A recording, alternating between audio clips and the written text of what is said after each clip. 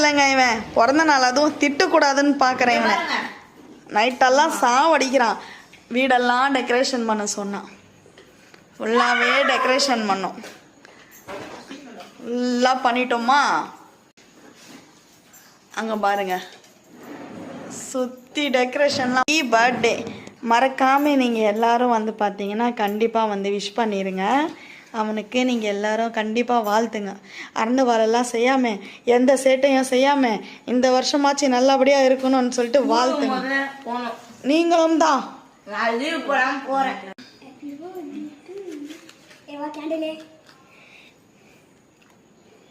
டேய் டேய், ஏஞ்சி வந்தாருன்னா அடிக்க போறாரு. அவனை பிறந்த நாள் அதுவும்